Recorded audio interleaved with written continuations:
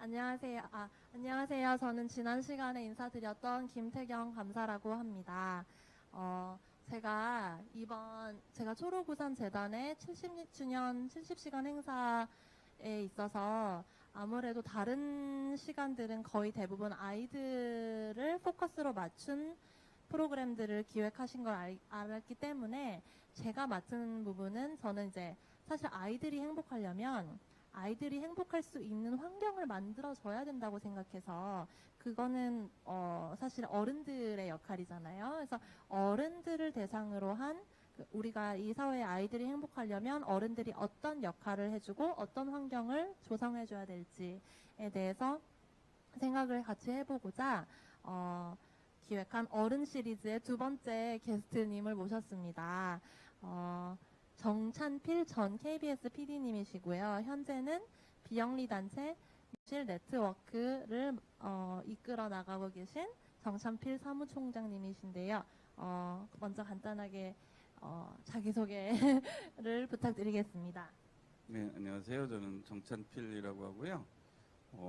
원래는 KBS에서 다큐멘터리 만드는 PD로 22년 동안 있었어요.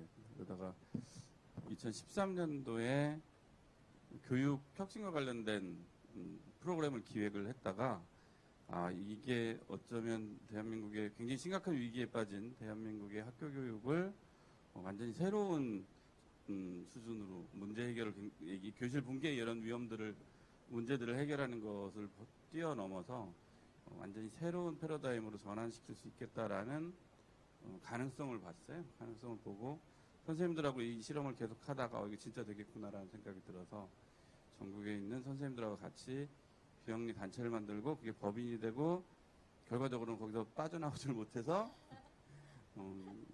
그러니까 2016년이죠. 2016년 10월 달에 급기야 KBS에 사표를 내는 사태가 벌어졌습니다. 그리고 나서 비영리 법인의 상근자로 지금 일하고 있어요. 일이 많이 커져서 빠져나오시지 못하는 그런 상황이시군요.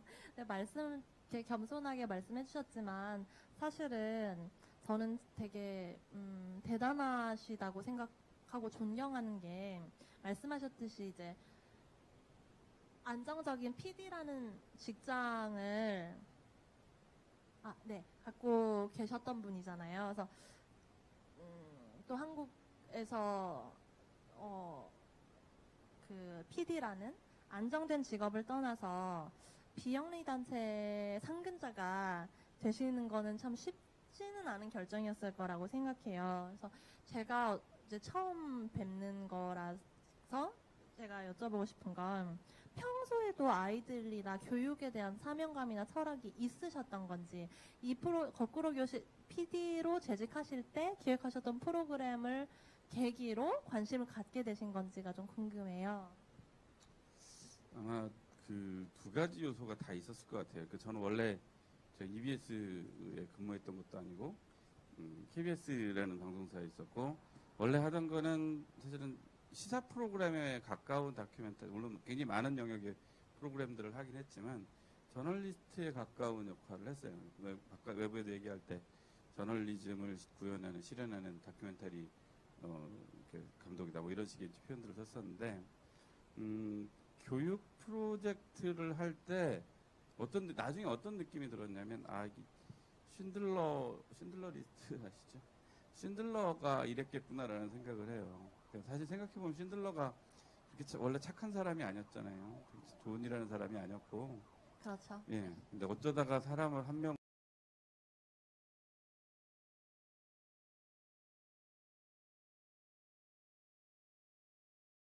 구해놓고 한 건데 제 느낌이 어좀 비슷했어요. 원래 했던 거는 여하튼 교육 실험을 하고 이렇게 하면 재밌는 결과 아니면 좋은 결과를 만들 수 있지 않을까 생각하고서 방송의 목적으로 실현을 일단은 시도를 했는데 거기서 나온 결과가 너무 큰 거예요.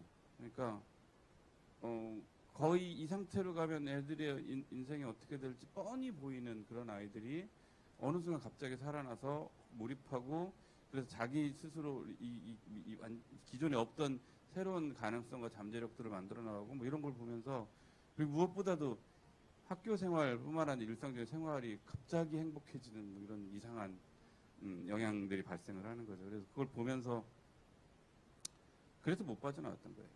이게 어떤 특수한 상황이 아니라 일반적으로 가능한 거고 이게 지속적으로 확대가 된다면 굉장히 많은 아이들한테 더 영향을 미치겠구나. 이제 이런 거였고 그러니까는 제가 이제 종종 그런 얘기를 해요. 이게 아이템 잘못 다루는 바람에 인생이 아주 의도치 않게 꼬여버렸다라고 이제 말씀을 드리죠. 근데 이제 나중에 생각을 해보면 이게 제 교육적인 경험하고 연관이 없을 수가 없어요. 그 이전에 사실 저 같은 경우에 고등학교 다닐 때 학교를 굉장히 싫어했어요. 학교가 너무 싫어. 그러면 제가 알기로 공부를 되게 잘해야 된다고 알고 있는데 고등학생 때 공부를 싫어하셨다고. 뭐 사실 저도 공부를 안 좋아했습니다. 오래 했지만. 좋아하는 사람은 없죠. 공부도 공부지만 학교가 너무 싫었어요. 고등학교를 다닐 때. 그래서 내가 왜 이런 식으로 살아야 되지? 막 이런 생각들을 굉장히 많이 했었는데 나중에 이 프로그램을 하면서 그 이유를 알게 됐어요. 내가 왜 학교를 싫어했었는지. 그러니까는 훨씬 이 아이들을 이해하기가 좀 쉬웠던 거예요. 싫어했던 이유, 그다음에 학교 공부가 싫어지면 학생들이 어떻게 변하는지 이런 거를 빨리 이해를 할 수가 있었던 게 프로그램을 좀 다른 시각으로 만들 수 있었던 계기 이렇게 됐던 것 같아요. 저도 PD님께서 기획하신 프로그램을 봤는데 그게 이제 거꾸로 교실이라고 명명이 되어 있더라고요. 근데 어떤 의미에서 거꾸로 교실이라는 이름이 붙었는지가 궁금해요. 그리고 무엇을 바꾸었길래 아이들이 갑자기 행복해지고 학교를 좋아하게 됐는지가 궁금해요. 원래 저희 첫 번째 했던 프로젝트의 큰 타이틀은 뭐였냐면 21세기 교육혁명 미래교실을 찾아서 뭐 이렇게 됐어요. 그러니까 그때 집중을 했던 거는 교육이 지금 방향을 틀지 않으면 굉장히 심각한 위기가 오는 아이들이 무슨 학교에 자서 문제고 뭐 그 대학을 못 가서 문제고 아니면 학원을 많이 다녀서 이런 문제가 아니라 이런 식으로 학교 교육이 계속 진행되는 거는 정말 많은 사회적인 자원들, 굉장히 많은 이 돈과 시간, 개인에게도 마찬가지잖아요. 아이들에게도 엄청난 사실은 살아온 인생 대부분을 그 학교 교육에다 쏟아붓고 있는 건데 이게 정말 무의미한 노력들을 하고 있고 결과적으로는 그렇게 길러진 이 능력들이 제대로 써먹을 수 없거나 정말 인생 자기 진짜 삶과 아무런 관련이 없는 상태가 되는구나. 이게 사실은 그 한국뿐만 아니라 지금 현재 전 세계적으로 벌어지고 있는 교육 위기의 실체거든요. 그래서 이 문제를 어떻게 하면 돌파할 수 있지, 극복할 수 있지, 이게 이제 원래 주제였었는데 하다가 이 굉장히 재미있는 솔루션을 발견을 해요. 미국에서 그 당시에 플립드 러닝이라고 하는 개념이 이제 등장을 하면서 플립드 러닝, 그러니까 예. 거꾸로 플립드. 플립드 이제 뒤집었다는 그쵸. 표현이죠. 뒤집었다는 표현이어서 근데 이제 핵심적인 개념은 뭐 영상을 사용해서 교실에서 선생님이 가르치는 걸 바깥으로 빼버리고 수업 시간에는 가르치는 것 대신 아이들의 활동 중심으로 바꿔버린다. 뭐 이런 식의 이제 초기엔 단순한 개념이었어요. 그래서 요거를 보는데 이게 되게 재밌게 지금 무너져 있는 학교 교육을 살려내면서 21세기 교육으로 전환시킬 수 있는 트리거가 되겠다는 생각을 해요. 그래서 이거 한번 시도를 해봐. 이거부터 시작을 해야 되겠다라고 해서 시도를 하고 대신 이제 이름을 붙여야 되는데 그냥 플립드 러닝이라고 쓰자니 의미 전달이 안 될 것 같고 그래서 물론 플립드 자체가 거꾸로 뒤집는다는 표현이 있지만 이거를 그 안에서 벌어지고 있는 일을 가장 잘 표현할 수 있는 게 뭘까를 찾다가 거꾸로라는 표현을 찾아요. 그 안에 들어있는 의미는 그러니까 무슨 뭐 뒤집다 뭐 이런 의미보다 교육에 대한 기준의 관점을 사실은 완전히 전복시키는 의미예요. 제일 큰 거는 교육이라는 게 원래 누군가가 많이 알고 있는 선생님이 아이들에게 주는 거라고 생각을 했는데 진짜 교육이란 아이들 안에서 일어나는 거다라는 이제 발상의 전환이 일어나는 거죠. 그러니까 실제로 교육을 교사가 가르친다는 생각을 완전히 버려버리고 아이들이 스스로 어떻게 학습을 해나갈 수 있게 할지 이렇게 발상이 확 바뀌어버리는 거예요. 수업의 주도권 자체가 교사에게서 학생으로 완전히 넘어가는 상태 이런 식의 환경이죠. 거기서부터 시작하는 굉장히 많은 게 전복되는 현상들이 나타나요. 그게 이제 거꾸로라는 이름이 붙은 시작점입니다. 그 거꾸로 교실이 실제적으로 어떻게 되는지 영상을 확인했으면 좋겠는데 지금 제가 전달받기로는 영상이 안 된다고 하시는 것 같아요. 아니 제가 아마 준비된 게 있을 거예요. 5번째 영상 혹시 좀 보여줄 수 있나요? 이게 저희가 최초에 실험했던 5번째 슬라이드에 있는 영상을 좀 보여주시면, 이게 이제 그 최초의 실험이 2013년도 8월, 9월에서 네, 부산의 동평중학교라고 하는 곳에서 실험. 영상이 안 돼요. 있습니다. 그러면 이제 말로 이제 설명을 드릴게요. 부산의 동평중학교라고 하는 곳을 이제 실험 대상으로 찾아갔는데, 사실은 그냥 이렇게 통상적인 의미에서 보면 굉장히 안 좋은 상황이었어요. 저도 봤는데 거의 이제 피디님께서 사용하셨던 표현이 좀비라고 하시더라고요. 아이들이 다 좀비처럼 정말 생기 하나 없이 뭐 엎드려 자거나 뭐 앉아 있어도 수업엔 전혀 이제 눈이 그 수업에 집중하고 있지 못한 그런 눈이더라고요. 좀비의 제일 특징적인 게 얼굴에 감정이 없는 거잖아요. 아, 그렇죠. 네. 네. 학생들을 이렇게 보고 있으면 감정이 없는 게 보여요. 감정이 없고 그냥 교실에 있으라고 하니까 있는 거지. 깨어 있어도 그런. 그렇죠. 네. 되게 보면서 이렇게 끔찍한 곳이었구나 학교가라는 걸 그때 이제 알게 되는데, 저희가 이 아이들하고 과연 실험에 성공할 수 있을까라고 생각을 했다가, 거꾸로 교실 방법 자체가 이제 선생님이 원래 가르치던 거를 네, 거꾸로 교실이 사실 어떤 건지 아직 제가 네, 맞습니다. 그 수업 시간에 선생님이 가르치던 거를 10분 이내로 압축을 해서 영상으로 그냥 빼줘요. 영상으로 빼놓고 아이들 뭐 그걸 먼저 보고 오던가 아니면 수업 시간에 보고서 이제 볼 수 있도록 해주고. 그러니까 예를 들어 수업 시간이 원래 뭐 2시부터 3시라면 1시간 동안 선생님이 칠판 앞에 서서 아이들한테 일방적으로 1시간 동안 수업을 하실 거를 10분 정도로 압축해서 미리 동영상으로 제작하신 다음에 그거를 아이들이 미리 수업 전날 집에서 보고 올 수 있게 하거나 뭐 그렇게 네. 하고, 실제 수업에 와서는 그럼 아이들은 뭘 하나요?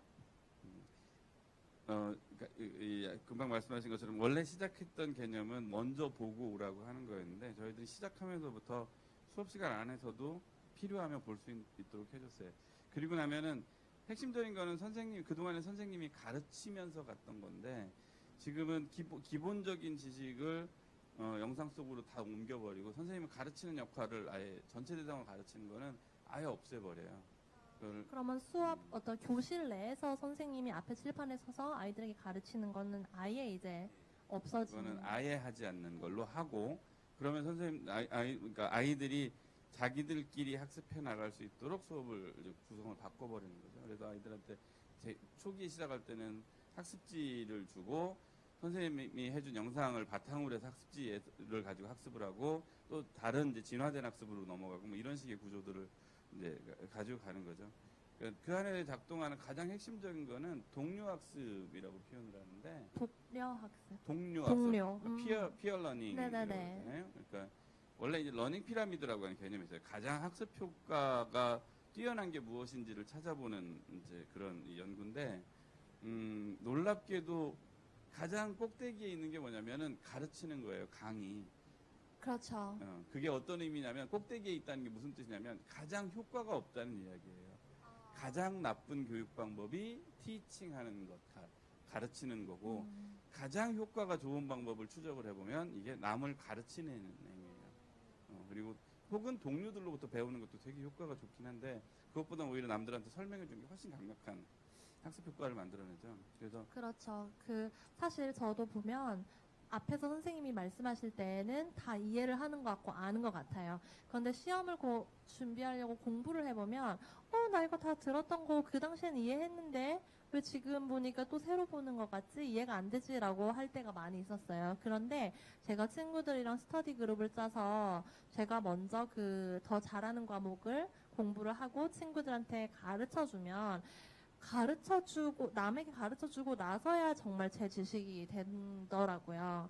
그리고 이거를 메타인지라고 어떻게 표현하시는 선생님들도 저는 봤어요. 그러니까 인지라는 건 상대방이 나한테 일방적으로 말해서 내가 이해하면, 난 이걸 알고 있다 생각하는 걸 인지라고 한다면, 내가 그거를 정말 내 것으로 만들고 남에게 가르쳐 줄 수 있을 정도의 수준으로 알게 됐을 때 그걸 메타인지라고 표현하시는 것도 전 들었습니다. 예, 네, 연결이 되죠. 연결이 되는데. 여하튼, 그런 식으로 구조를 바꿔놓았는데,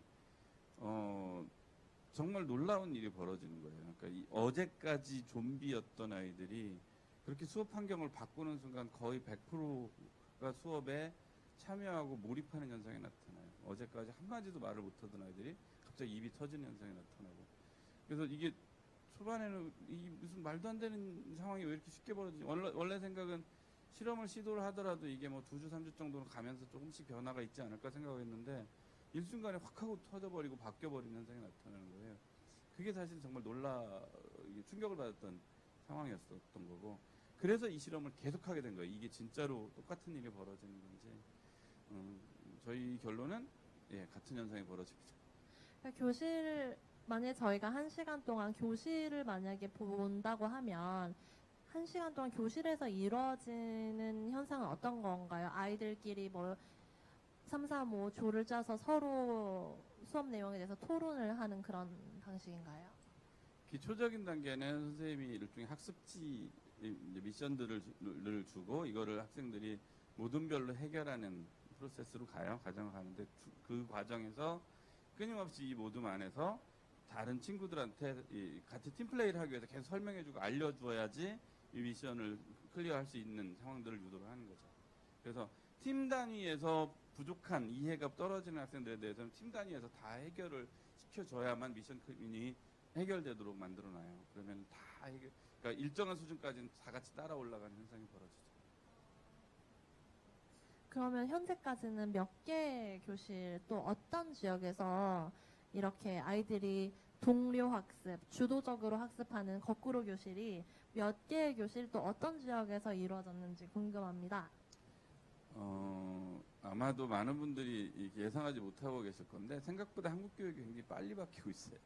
빨리 바뀌고 있어서. 그럼 이제 칠판 앞에서 선생님께서 일반적으로 설명해 주시는 광경을 예전만큼 많이 보지 못할 수도 있겠네요. 네, 그리고 선생님들이 그거는 선생님뿐만 아니라 교육청에도 교육부든 다 알고 있어요. 그런 식으로 교육하면 안 된다는 거를. 그러니까 계속 다른 방법을 찾는데 거꾸로 교실만 놓고 보면 저희가 온라인 사이트에 선생님들을 관심 있는 선생님들을 가입시켜서 계속 같이 가는 이제 커뮤니티를 운영을 하는데 오늘자로 확인했더니 교사 회원수만 17,690명이 넘어갔어요.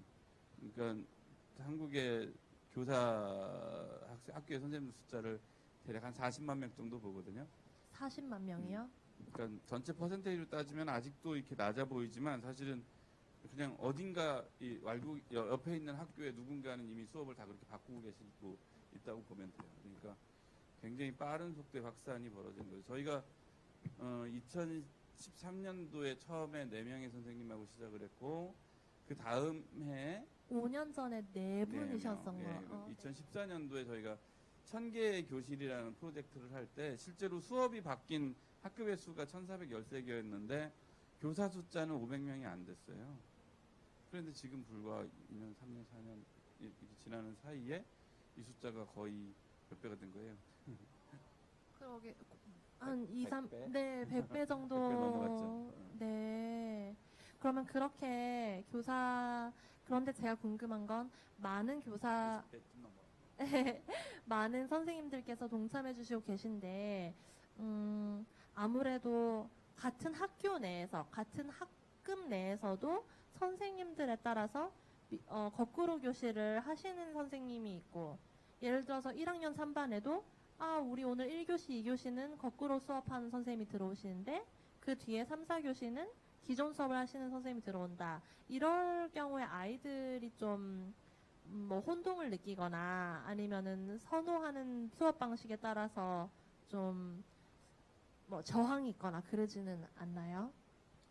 혼동을 느낀다기보다는 아이들이 이렇게 수업을 해놓고 나면 이해를 하게 돼요. 그동안에 받았던 수업, 교육의 방식이 얼마나 좋지 않은 거였는지. 그러니까 저항이 아니라 선생님들한테 굉장히 많이 건의를 하는 현상이 나타나요. 선생님 수업 좀 바꿔주세요. 이렇게 하면 안 돼요.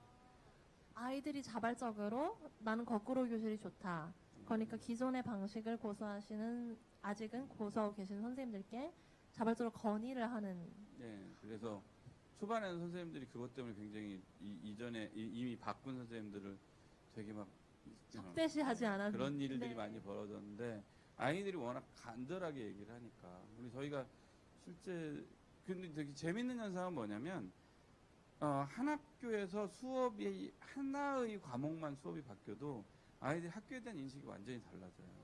맞아요. 아까 말씀하셨듯이 이게 공부를 좋아하고 안 좋아하고 정도의 문제가 아니라 더 나아가서 학교를 좋아하고 안 좋아하고. 네. 그러니까는 수업에 대한 임하는 태도도 완전히 달라지고 그러니까 이전 같으면은 내가 끌려가는 수업이었다면 자기들이 즐기는 부분으로 바뀌어버리니까 아이들이 그 과목 하나 때문에 학교를 오고 싶어하고 이런 일들이 벌어져요. 그래서 초반에는 이게 왜 이러지 싶었는데 대개의 경우는 학교 교육에서 전혀 희망을 찾지 못했던 즐거움을 찾지 못했던 아이들이 하나에서라도 이게 되게 원래는 재밌는 거였구나라는 걸 아는 순간 이 생각이 굉장히 많이 바뀌어지는 것 같아요. 그러면서 다른 자기가 싫어했던 학습 과목도 뭔가 이렇게 재미를 찾을 수 있는 거였구나라는 생각들을 하기 시작을 하는 거예요. 그래서 초기에는 선생님들의 이 선생님들 사이에서의 갈등들이 있었는데 요즘은 그런 것보다는 이렇게 오히려 그런 영향으로 더 많은 빠른 변화들이 일어나고 있는 걸로 지금 생각하고 있어요. 그러면 아까 17,600분의 선생님이 참여 회원이라고 하셨는데 그러면 아무래도 많은 사례들을 접하셨을 것 같아요.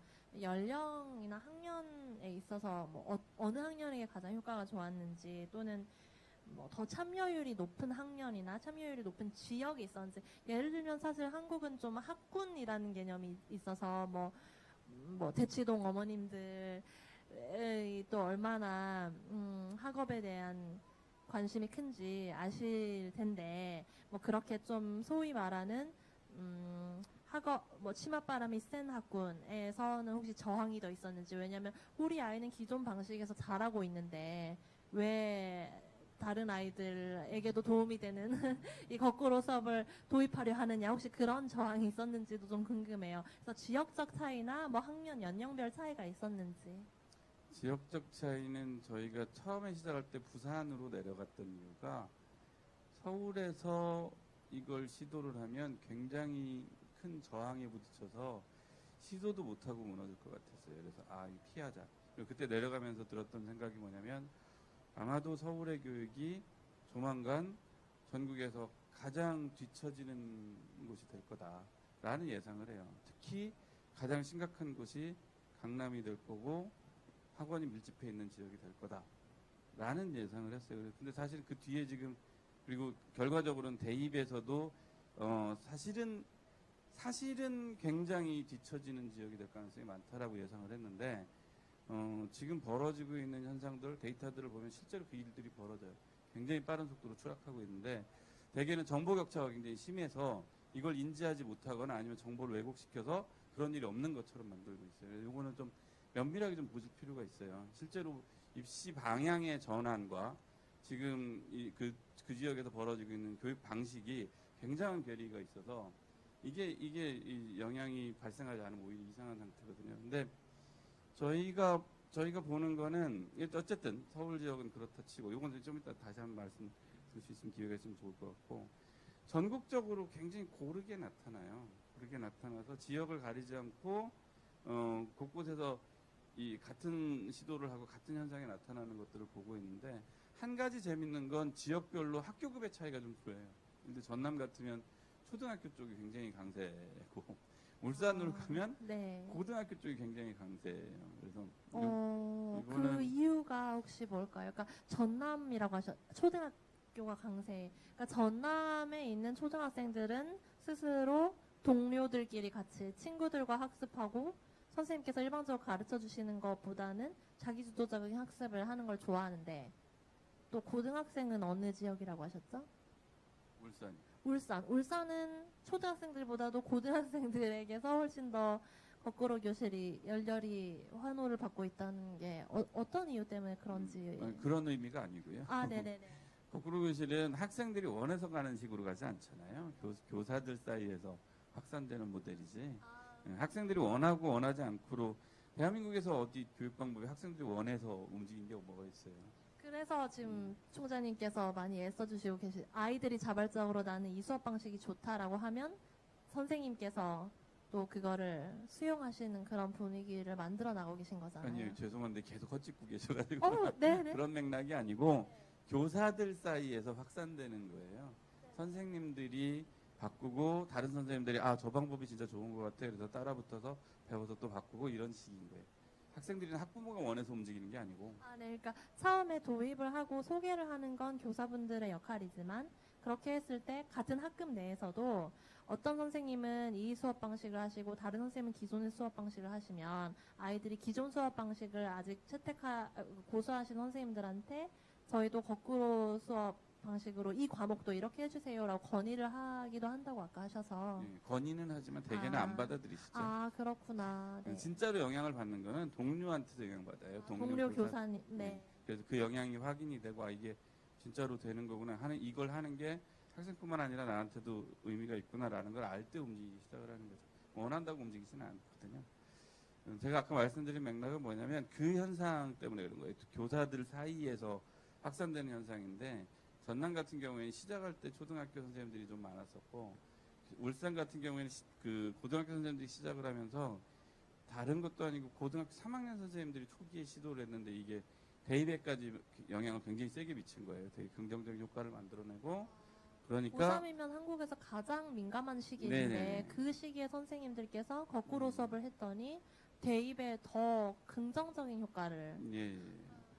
그런 것 때문에 울산 지역에서는 고등학교 선생님들 중심으로 이제 급속도로 영향들을 미치기 시작하죠. 왜냐하면 가시적인 효과가 나오니까 아무래도 선생님들 입장에서는 내가 가르친 아이들이 대입을 훨씬 더 잘했구나. 네, 그게 이제 나타나는 이제 현상. 전국적으로 저희가 초기에 1000개 교실을 하면서 1413개의 학급이 바뀌는 현상, 그 다음에 그 뒤에 이제 10,000명 넘게 전환되는 현상은 무슨 뜻이냐면 지역적인 편차, 학교급 오히려 아이들의 성향, 과목 이런 게 전혀 영향을 미치지 않는다는 뜻이에요. 그냥 보편적으로 작동하는 거다. 최근에 재밌는 현상은 이게 대학 교육 쪽으로 급속도로 넘어가고 있어요. 대학 교육에서 교육 혁신의 가장 핵심적인 기초적인 방법으로서의 거꾸로 교실이 이제 영향을 미치고 있어서 예컨대 고대 같은 경우에는 올해부터 아예 신입생들한테 의무적으로 거꾸로 교실 과목을 개설을 해서 의무적으로 듣게 만들어요. 그래야지 수업에 대한 학습에 관한 이 태도가 바뀐다는, 자세가 바뀐다는 걸 알아서 발생하는 일이에요.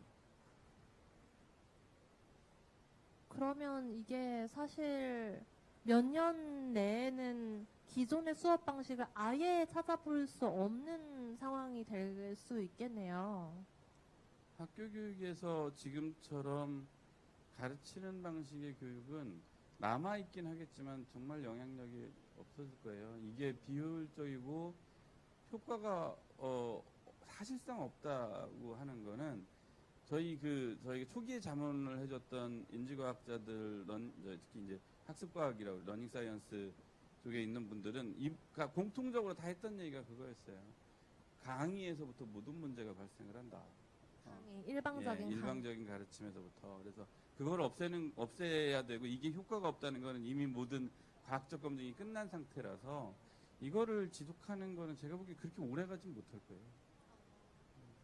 그러면 다시 개인적으로 저도 워낙에 교육에 관심이 많은 저는 공부를 사실 법을 했어요. 그래서 법을 공부를 했지만 평소에 항상 교육에 대한 관심이 아주 많았던 사람이라서 지금 저도 너무 흥미롭게 듣다 보니까 빠져들어서 제 이제 질문도 있고 듣고 있었는데 다시 그럼 교육으로 돌아가자면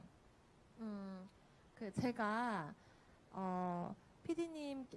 PD님께서 기획하셨던 프로그램을 많이 봤어요. 근데 보니까 참 흥미로운 점이 제가 교육 이외에도 정말 관심을 많이 갖고 있는 주제가 뭐냐면 아이들의 정신 건강 그리고 행복에 대한 관심을 많이 갖고 생활을 하고 있는데, 그래서 그 거꾸로 교실이라는 프로그램을 봤을 때 흥미로운 점이 아이들이 성적이 올랐다.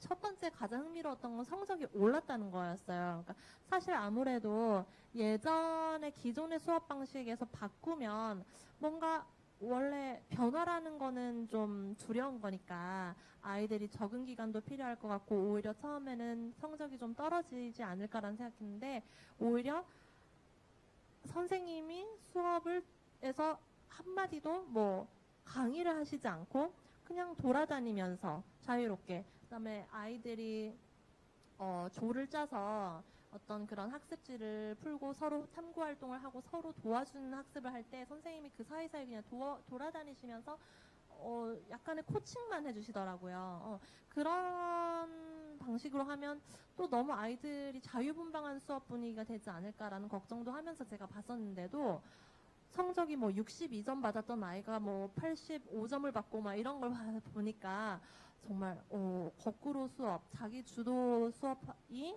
성적에도 긍정적인 영향을 미친다는 거가 첫 번째로 놀랐던 거예요. 근데 그것보다도 제가 더 감동받았고 더 저에게 많은 이렇게 울림을 줬던 부분은 아이들이 눈빛이 일단 초롱초롱해지면서 이제 학교가 좋다. 그리고 행복하다. 또 부모님과의 관계가 개선됐다. 이런 얘기를 하더라고요. 그래서 처음에는 저는 교육이라는 저의 관심사 때문에 PD님의 방송을 관심 갖고 봤었는데 보다 보니까 이게 아이들의 행복에 직결되어 있다는 걸 알게 되면서 제가 그래서 너무너무 모시고 싶어서 이 자리에 모시게 됐습니다. 어떻게 수업을 선생님께서 일방적으로 강의를 하시는 수업 방식에서 아이들이 자기들끼리 서로 토론하고 가르치는 방식으로 바뀐 그 하나의 변화로 부모님과의 대화가 늘고 그리고 아이들이 자기의 가치관이 더 긍정적으로 변했다. 성격이 변했다. 이렇게 그런 변화가 나올 수 있는지 너무 궁금합니다. 저희가 그 상관관계를 찾는데 저희도 굉장히 고심을 했어요. 왜냐하면 실험을 하고 아이들의 표정이 바뀐 걸 금방 눈치를 챘어요. 바로 첫날부터 다음 날도 학교에서 아이들이 계속 웃는 표정, 그다음에 교실에서 웃는 소리가 끊이지 않는 걸 보면서 애들이 되게 즐거워하는구나 여기까지는 알았는데 한 달 반쯤 돼서 체육대회 하러 부모님들이 오셔서 만나서 이제 랜덤하게 인터뷰를 이렇게 하는데 갑자기 막 이상한 전혀 예상하지 않았던 얘기들이 나오는 거예요. 우리 애가 갑자기 중2병이 없어졌어요. 뭐 이런 얘기가 나와요. 그 제일 무섭다는 중2병이 없어졌다고? 네. 갑자기 애가 집에 와서 막 맨날 집에 오면 말도 안 하고 짜증내고 부모님들한테 화만 내던 아이가 웃기 시작하고 말을 하고 일상적인 얘기들을 하고 특히 학교 얘기를 많이 하고 막 이러더래요. 그러면서 어떤 경우에는 뭐 주말에 그러니까 주말에 학교 가고 싶다는 얘기들을 하기 시작하고 그래서 주말에요? 말이 안 되는 것 같았는데 그래서 이 상관관계를 읽어보려고 한 거예요. 왜 이런 일이 벌어진 건지 그랬더니 사실은 행복이라고 하는 거에 사실은 그 가장 기초는 자기 존재감이잖아요. 맞습니다. 이전 시간 양재진 원장님과 함께 다뤘던 자존감, 이 행복의 시작점이라고 저도 생각을 해요. 네, 자존감이고 자기 효능감이에요. 내가 쓸모가 있는 사람이고 특히 나한테 쓸모 있는 것보다 다른 사람한테 내가 의미가 있었을 때 여기서 일종의 그 존재의 의미들이 막 생긴다고요. 그리고 거기서부터 사실은 거기서부터 만족, 행복 이런 것들이 이제 나오는 건데 저희가 내가 누군가에게 쓸모 있는 사람이다. 그렇죠.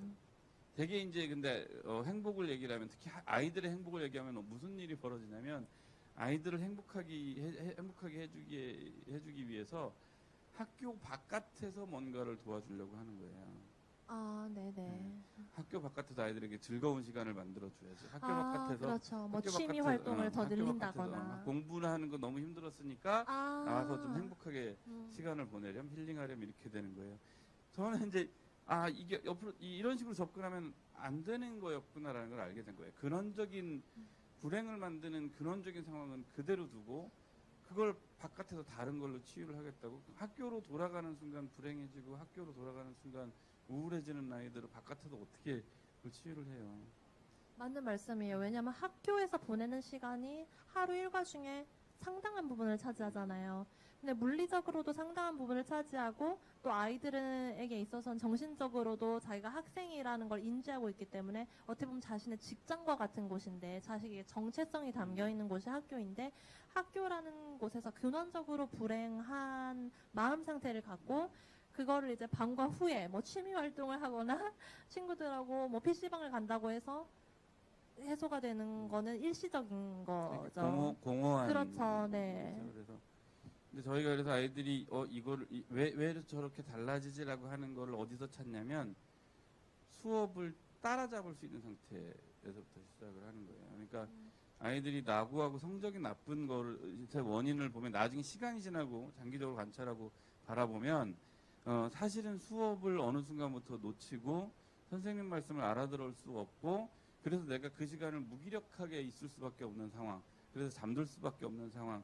사실은 이게 모든 불행의 시작이라는 게 이제 관측이 되는 무기력감. 거예요. 예. 학습 맞아요. 무기력감이라는 게 정말 그렇죠. 왜냐하면 무기력하다는 건 내가 뭔가를 할 수 없는 존재라는 거고 할 수 없다는 건 나의 존재의 가치가 없는 것이니까 나 자신에게도 쓸모가 없고 더더욱이나 남에게 쓸모가 없는 사람이라면 과연 내가 존재하는 이유가 무엇일까라는 생각을 하게 되겠죠. 그럼 자존감이 낮아질 수밖에 없고 불행할 수밖에 없을 것 같아요. 네.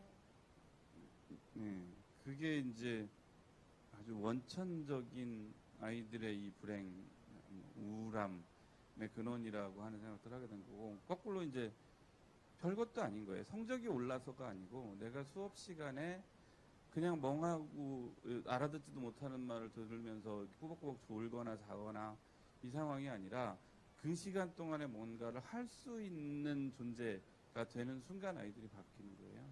그래서 그리고 이게 뭐 그냥 재밌는 상황이어서 재밌는 게 아니라 그렇게 하기 싫어했던 뭔가 그 학습이라고 하는 게 하고 나면 자기한테 남는 거잖아요. 그래서 되게 생산적인 시간에 자기가 어떤 역할을 했다라고 하는 게 굉장히 큰 자기 존재감, 자기 효능감들을 만들어내는 현상이 나오는 거예요. 그러면 이제 거꾸로 교실에서 교사분들의 새로운 역할은 뭘까요?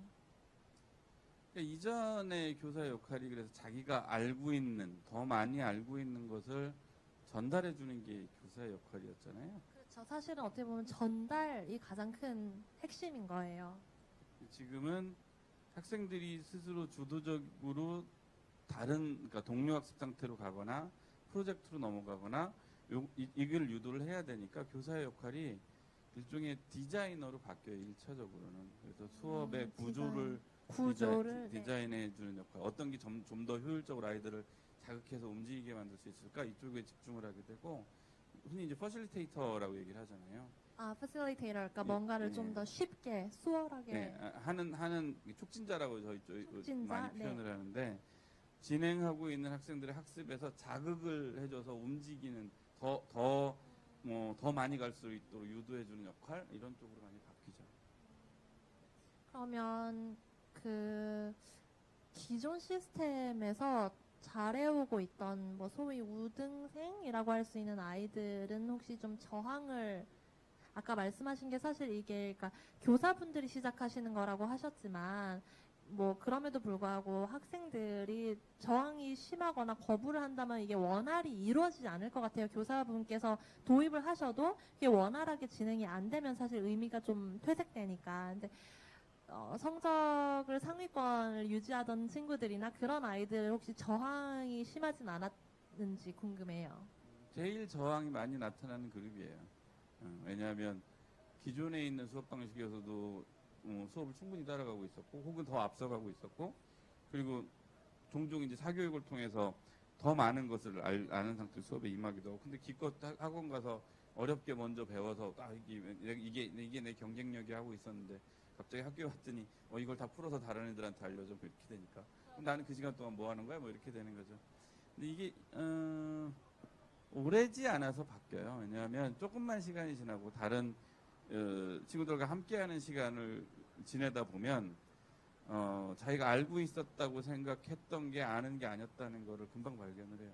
다른 사람들한테 이걸 설명하지 못하고 있었다는 게 금방 확인이 되고, 그리고 아까도 말씀하셨지만 다른 친구들한테 이걸 설명하는 상황이 자기한테 얼마나 큰 도움이 되는지를 이해를 하기 시작하면서 이제 바뀌는 거고. 근데 요거는 이제 학습 효율의 측면에서의 이점이 있다는 걸 이제 금방 눈치채면서 진화를 하는 거고, 사실은 그거보다, 그러니까 학습 효율 측면에서 보면 기존에는 어떻게 보면 양적으로 문제를 잘 풀어서 점수가 높은 쪽에 집중을 했다면 수업이 이렇게 바뀌고 나면 질적으로 굉장히 좋아지는 거예요. 굉장히 고급스러운 학습을 하는 상태로 이렇게 바뀌는 거고, 그게 이제 나중에 오히려 평가 쪽으로 가더라도 지금 바뀌는 평가 시스템과 특히 대입에서의 전환점들을 보면 훨씬 유리한 방향으로 바뀌는 거죠. 근데 그거보다 사실은 더 중요한 게 아이들이 소통 능력이 굉장히 향상되는 게 이거 나오고, 맞아요. 그리고 친구들과 대화하는 법을 배웠다. 이런 아이도 제가 네. 영수 봤어요. 그리고 협력의 가치를 굉장히 빨리 받아들이기 시작을 하고, 협력, 네. 같이 잘 해 나가는 것. 그러니까 네. 자기 혼자서 하는 것의 한계를 이해하고 이걸 극복하기 위해서 어떻게 다른 사람들과 힘을 합쳐야 되는지에 관한 이해가 빨라져요. 그러니까 아주 근원적으로 살아갈 수 있는 능력들이 굉장히 향상되는 걸 볼 수 있죠. 그러면은 학창 시절부터 그런 협력심이나 함께 나 혼자 할 수 없는 것을 함께는 할 수 있구나라는 걸 배우게 되면 저절로 나중에 직장 생활하거나 사회 생활을 할 때도 많은 도움이 될 것 같은데요. 이게 그냥 학생으로서 성적이 올라간다. 뭐 부모님과 대화가 늘어서 좋다. 학교를 주말에 가고 싶다. 이런 게 아니라 훨씬 더 길고 장기적으로 아이들에게 도움이 되는 수업 방식인 것 같아요. 네, 그게 원래 목적이었어요. 원래 목적이 아이들 성적을 올리겠다가 목적이 아니라 지금 시대에 필요한 교육을 하도록 지금의 학교의 교육 방법을 바꿀 수 있을까였었는데 굉장히 흥미로운 지점을 관찰한 거예요. 원래는 이렇게 하기 위해서는 완전히 새로운 교육의 시스템, 새로운 교육의 과목들이 나와야 되고 방법들이 나와야 되고 그래서 프로젝트 학습을 해야 되고 이렇게 생각을 하고 있었는데 수업의 방향을 바꿔놓고 났더니 과목 수업, 단위 과목의 수업 안에서 소위 이제 성적의 향상, 학업 성취도의 향상도 일어나면서 동시에 진짜로 필요한 역량들이 길러지는 현상이 관측이 된 거예요. 이거를 이 역량 중심의 교육, 21세기 스킬 뭐 이런 식으로 표현해요. 컴피턴시 뭐 이런 식으로 표현을 하는데 원래는 이제 그 글로벌 그러니까 세계적으로 교육의 방향 전환을 이 그림을 그릴 때 항상 최상위에 놓는 게 이 컴피턴시 스킬셋을 어떻게 길러내야 하느냐 이게 이제 궁극적인 목표예요. 근데 역량을 기르는 거. 네. 그러니까 지식을 많이 지식을 많이 갖는 것이 아니라, 그러니까 예전에 선생님들의 역할은 지식의 전달의 역할이 크셨으니까 아무래도 그러니까 지식을 많이 갖고 있느냐, 갖고 있지 않느냐보다는 그 지식을 담을 수 있는 그릇인 역량을 키우는 것이 중요한 담기도 거죠. 하고 쓰기도 하고 담을 수 있고 실제 쓰기도 하는 역량. 쓸 수 있는 능력이라고 봐야 돼요. 네네. 배운 것을 제대로 쓸 수 있는 능력을 길러내는 건데 이게 기존의 교육에서는 사실상 가르치는 교육에서 이게 어떻게 가능하겠어요. 근데 이거를 수업 시간에 과목의 수업 시간에서 이 문제를 풀 수 있다는 게 이제 확인이 된 거죠. 제가 막 희망차고 너무 벌써 마음이 설레요. 저는 이제 학생의 인생은 끝났는데 다행히도 저도 오랜 기간 학생으로 살았던 사람이기 때문에 좀 제가 늦게 태어나서 거꾸로 수업을 제가 그런 분위기 속에서 공부를 할 수 있었다면 저도 공부와 학교를 더 좋아하는 거에서 더 나아가 지금 사회생활을 하는데 필요한 스킬셋을 더 일찍 갖출 수 있지 않았을까, 연말을 어릴 때부터 할 수 있지 않았을까라는 생각이 들어요. 이제 시간이 많지 않아서 마지막으로 질문을 드릴게요. 그럼 이제 미래교실 네트워크에서 여러 가지 프로젝트를 진행하시는 걸로 알고 있는데 현재 어떤 프로젝트를 또 계획하고 계신지 또 앞으로의 방향에 대해서 좀 말씀해 주시면 좋을 것 같습니다. 미래교실 네트워크가 그동안 해왔던 것의 핵심은 교사들에게 이 새로운 교육적 시도를 전파하는 거였어요. 그래서 연수 프로그램들을 계속 진행을 해왔었고 그거는 그냥 무슨 저희 쪽에 단독으로 하는 게 아니라 전국의 교육청에서 계속 요청이 들어와서 그거를 실행하는 방식이었어요. 최근에도 뭐 부산, 전남, 특히 인천에서 요즘 최근에 굉장히 많은 요청이 있어서 교사들에 대한 연수 프로그램을 계속 진행을 하고 있고요. 이건 이제 기본적으로 계속 갈 것들이고, 또 하나는 저희가 키워드로 생각하고 있는 게 아이들에게 필요한 핵심이 협력적 문제 해결 능력이라고 저희들이 이제 얘기를 해요. 실제로 이게 되게 중요한 건데, 같이 문제를 풀어나가는 것. 그렇죠. 요거를 길러내기 위한 저희가 사상치대 수업 프로젝트라고 하는 일종의 협력적 문제 해결 능력을 기르는 이 솔루션이 있어요. 그래서 그 기법을 또 계속 그 발전시키고 학생들의 프로젝트들을 전국에서 계속 이제 활성화를 시키면서 이거를 끌어당겨서 볼륨을 키우는 프로젝트를 하고 있고, 사실 최근 들어서 가장 재미있는 실험은 작년 3월 달에 학교를 하나 만들었어요. 학교를요? 네. 어느 지역, 어디? 지금은 해화역 바로 옆에 있는데, 서울시 네. 대학로, 해화, 네. 해화역 바로 옆에 저희는 실험학교라고 불러요. 실험학교인데 지금 올해 말까지 한 50명 정도 규모의 이제 학교가 될 거예요. 저희 목표는 그동안에 되게 학교 현장에서의 실험을 성공적으로 진행을 해왔는데, 그 경험을 바탕으로 지금 시대에 가장 최적화된 학교의 모습을 만들어 보자, 이제 이 목표로 전국에서 굉장히 좋은 선생님들이 8명이 사표를 내거나 휴직을 하거나 이러고서 모여서 1년 동안 굉장히 성공적으로 왔고, 올해 다시 2000년도로 굉장히 잘 재밌게 지금 오고 있어요. 그래서 작년 말에는 저희 그 경험을 바탕으로 굉장히 재미있는 상을 받았어요. 그래서 미국의 보스턴에 가서 OECD 아시죠? 알죠. 세계 경제 개발 협력 기구. 네. OECD에서 교육 혁신을 주도하는 국이 있는데, 그곳하고 미국의 아메리카 어치브스라는 재단에서 세계에서 그 가장 선두적인 21세기 교육을 실행하는 학교 혹은 그 시도로 저희가 선정이 돼서 이렇게 상도 받았어요. 저희 요즘은 저희 경험이 오히려 국제적인 협력 쪽으로 요즘 최근 굉장히 많이 가고 있어요. 한국보다 오히려 바깥에서 더 인정받는 거. 네. 학교 저 정말 시간을 돌리면 그 학교를 가면 좋겠다는 생각을 해요. 저희 선생님들도 그 얘기하고 저도. 네. 그렇구나. 네. 제가 너무 감사해서 말을 잊지 못하는 것 같습니다. 이거를 한국에도 많이 확산될 수 있게 시작해 주신 분이니까 정말 감사합니다. 저는 아이들이 행복했으면 좋겠어요. 적어도 불행하진 않으면 좋겠다는 게 제 바람이거든요. 그래서 저도 한국에서 어릴 때 뭐 중학교 1학년 정도까지는 한국 교육 시스템에서 있다가 해외 생활을 하게 되는데, 참 그 전교 석차라던가 성적에 대한 집착이 한번 이렇게 그 머릿속에 자리 잡으니까 해외에 가서도 저의 학업관이 변하지 않더라고요. 그래서 특히 지금 어린 나이 학생들이 빨리 이런 분위기를 접할 수 있는 분위기가 빨리 형성돼서 더 많은 학생들이 행복할 수 있으면 좋겠어요. 근데 그 말씀은 정말 중요한 것 같아요. 저희가 초기에 취재할 때 저도 굉장히 혼란스러웠던 게, 교육 혁신을 이야기하는 분들의 공통점이, 그리고 굉장히 좋은 교육을 하고 있는 분들의 공통점이 시험을 위한 공부가 얼마나 허무하고 결과적으로 나중에 얼마나 쓸모없는 능력을 만들어내는지를 이해해야 된다.